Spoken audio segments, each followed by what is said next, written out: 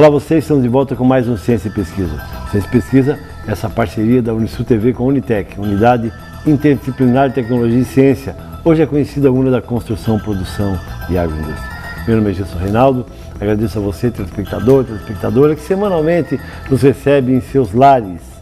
Bom, gente, na semana passada, quando nós recebemos aqui, está de volta ele hoje, o professor Dr. Luiz Carlos Menezes, físico da USP, ícone da história da educação brasileira, nós temos uma pergunta. Você sabe como se chama o fenômeno físico responsável pelas miragens? Se você ligou para cá e acertou, você ganhou os brindes do Ciência e Pesquisa e da papelaria Marielle. Sabe, as miragens, aquelas imagens distorcidas, ocorrem por um fenômeno chamado a refração. Então a refração é que explica isso. Daqui a pouco mais, final do último bloco, antes do final do último bloco, nós temos a pergunta da semana também em relação ao nosso presente convidado de hoje. Bom, gente, pedimos e ele nos atendeu a solicitação, professor Menezes. Grande prazer tê-lo conosco no Ciência e Pesquisa. Professor Menezes, falamos na semana passada de um aspecto interessante, do letramento científico da população brasileira. E apresentávamos uns dados de um trabalho que o professor, como consultor, fez para o IBOP, que nos assustou muito, né? Ou seja, é um percentual muito pequeno de brasileiros que são letrados cientificamente. É isso, professor? Vamos rememorar essa ideia. Talvez pudesse dar um espectro, grosso modo, com números redondos do que a pesquisa... A primeira pesquisa foi promovida por uma empresa científica, de educação científica para o mundo, foi conduzida pelo IBOP, usando a competência de uma entidade educacional, de uma ONG, chamada Ação Educativa, que é a mesma que conduz o INAF, o Índice Nacional de Alfabetismo Funcional. Perfeito.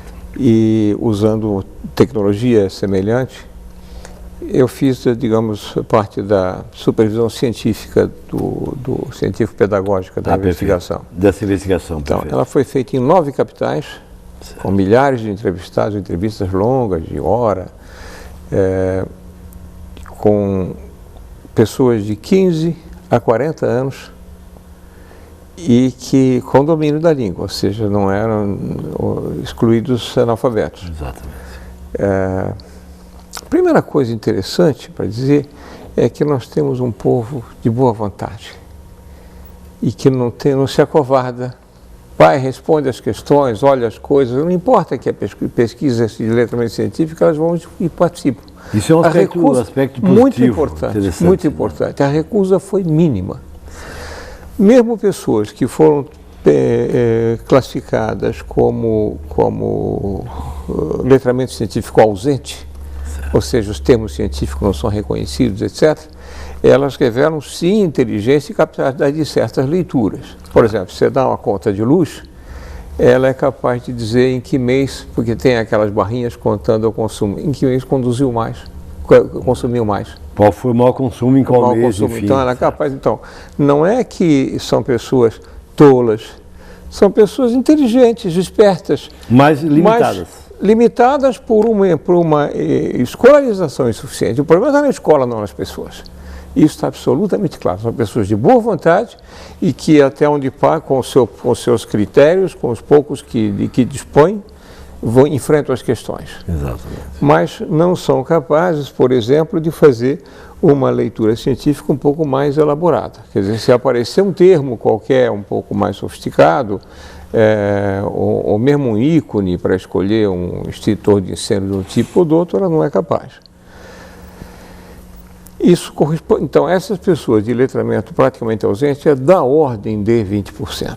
Mas são pessoas inteligentes. Inteligentes e de boa vontade. E aí, professor Menezes, eu desculpe interrompê-lo, mas claro, a impressão que dá na sua fala é que a escola está ausente desse processo. A escola está numa redoma. É mais grave que isso. Será? É mais grave que isso. Não é só que ela está ausente. Ela enquadra, ela não liberta para pensar.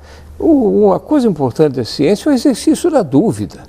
A formulação de hipóteses. Exatamente. Ora, a ciência que pretensamente se ensina é para memorizar nomes de coisas e não para tomar iniciativa, não para fazer coisas. Mas memorizar nome de coisas, professor, desculpe interromper novamente, não é aprendizagem. Não é. Deixa eu dar um exemplo da minha área, porque eu tenho sido professor de física por muito tempo na Universidade de São Paulo, nos Estados Unidos, na Alemanha, etc. Vamos pegar uma coisa bem simples que acontece na casa das pessoas. Cai a chave do disjuntor. Ligou o chuveiro do fundo com o ar-condicionado da sala e tal, está na mesma linha de 220 volts, cai a chave do disjuntor. Faça o quê? As pessoas aprenderam aquela sopinha de letras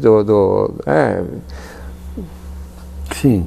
Da resistência, ver não sei o que e tal, dá tanto. É uma mera sopa de letras. O sujeito não é capaz de usar aquela fórmula para enfrentar o seu problema. Chama o técnico. Digamos que vem um técnico esperto, diz, olha, dona, a moça chamou o técnico que caiu a chave de disjuntor. Ele diz, olha aqui, ó, tá, vamos fazer as contas. 220 volts. O seu chuveiro, 6.000 watts. Esse outro aparelho, 1.000 watts. Soma 7.000 watts, divide por 220.